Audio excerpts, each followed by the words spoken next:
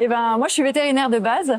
Et du coup, j'ai toujours aimé les animaux. J'ai toujours voulu faire veto comme toutes les petites filles. Il n'y a rien d'extraordinaire là-dedans. Quand j'étais à l'école veto, en fait, je ne savais pas quelle spécialité j'allais prendre.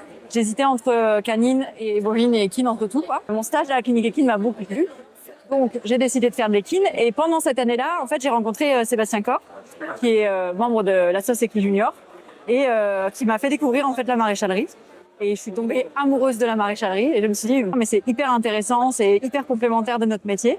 J'ai essayé d'instaurer une option maréchalerie à l'école où j'étais. Ça n'a pas été très bien reçu. Et du coup, je me suis dit, c'est pas grave, je vais me démerder autrement pour en apprendre un petit peu plus. J'ai fait mon petit bout de chemin de veto débutant en équine et puis je me suis dit que les connaissances en maréchalerie me manquaient beaucoup. C'est vrai que j'ai la chance de travailler dans une région où il y a beaucoup de maréchaux qui sont hyper formés et hyper disponibles, donc ils m'ont appris plein de choses et ils m'ont donné envie d'apprendre encore plus. Et du coup, je me suis dit, ok, j'arrête tout et je fais un apprentissage en maréchalerie. Et c'est comme ça que j'ai commencé ça il y a à peu près 9 mois maintenant. Et je regrette absolument pas. Alors c'est très difficile à la fois physiquement et mentalement, mais j'apprends tellement et puis on partage et on échange beaucoup avec les maréchaux, donc voilà comment c'est arrivé. L'entretien des sabots, c'est un vaste sujet. Il y a plein de choses à faire et ça dépend de beaucoup de paramètres, notamment le cheval, la race du cheval, l'âge du cheval, l'environnement dans lequel il évolue et puis ce qu'on en fait. Pour rester assez simple, je vais dire que la première chose, c'est l'éducation du cheval.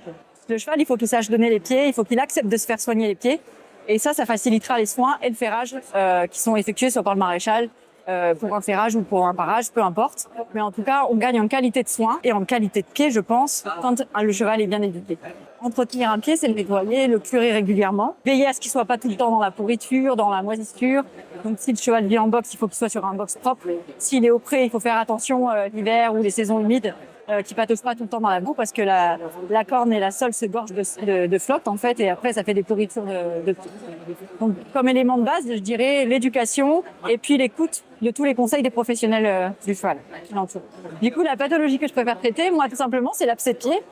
En fait, c'est quelque chose qui est hyper gratifiant et satisfaisant parce que on arrive chez des gens qui nous appellent parce que le cheval, oh mon Dieu, ne pose plus le pied ou alors il boite de manière très marquée. En général, les gens sont assez paniqués. C'est une boiterie qui est soudaine. Parfois, le membre gonfle et engorgé, donc ça peut être aussi très impressionnant. Et puis, bien sûr, on arrive, on prend la petite pince à sonder le pied, on sonde. Il y a une petite suspicion de sensibilité. Et à partir du moment où tu grattes avec ta rainette et puis que tu entends le petit pssst, et là, avec un peu de chance, tu as aussi le pluie qui sort. Mais alors, c'est hyper gratifiant et satisfaisant. Déjà, ça soulage immédiatement le cheval qui va reposer à plat le pied, qui en général n'était pas au sol. Et tu repars et la boiterie a diminué, voire disparu complètement. Donc voilà, c'est ma pathologie préférée. J'ai envie de dire que à chaque fois que je fais de mon mieux. Et que si on me disait que c'était la dernière fois, je ferais encore de mon mieux. Donc ça changerait pas grand-chose.